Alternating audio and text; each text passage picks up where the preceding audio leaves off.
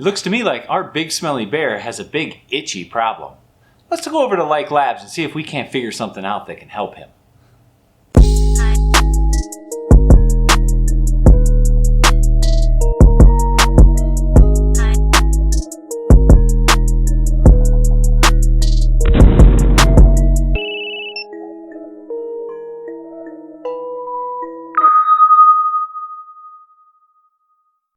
Okay, engineers, today we get to help the big smelly bear solve his problem. What do you think was the big problem that the big smelly bear had?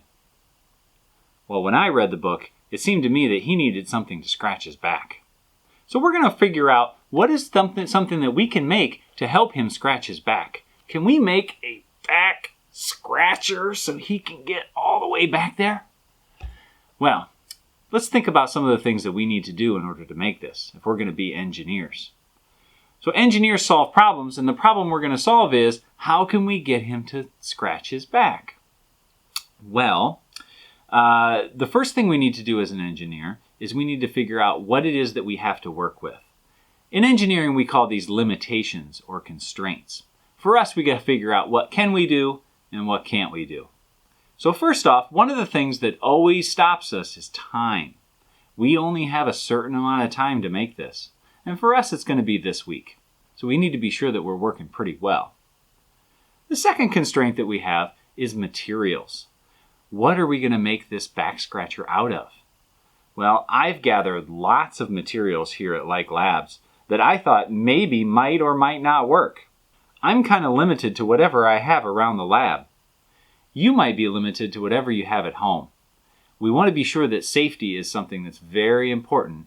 So be sure you check with your parents before you use anything at your house. So for me, I found some forks that might look cool and some rubber bands and I don't know, this aluminum foil. Maybe that'll work. Maybe I'll use the box. Maybe I won't even use the aluminum foil. I don't know. I'm going to need things that help attach things together. So I found some tape and some string, and even the rubber bands might work. So I just kind of went around and tried to find some things that might be interesting to make a back scratcher out of. The next step that we're going to do before we start putting things together is we need to draw what we call a model or a schematic. Now, engineers don't just grab materials and start making things, because that gets pretty expensive pretty fast. We have to really think about what we want to do and what materials we want to make so that we can be efficient and not waste things. So the biggest tool we're going to use right now is our brains and a pencil. So what I'm going to do, and what I would like you to do, is kind of draw a picture of what you think your back scratcher would look like. Look at the materials that you have, think about the materials that you have in the house, and draw what are those materials and how you're going to fit them together.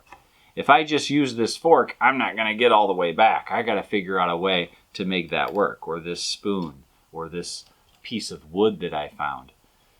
So how am I going to put these things together to make a back scratcher? Go ahead and draw a picture. And what engineers do is they often work together. So you might want to have your parents draw their own picture so that you guys can compare and see what ideas all of you have, because I know you're going to have some really cool ideas.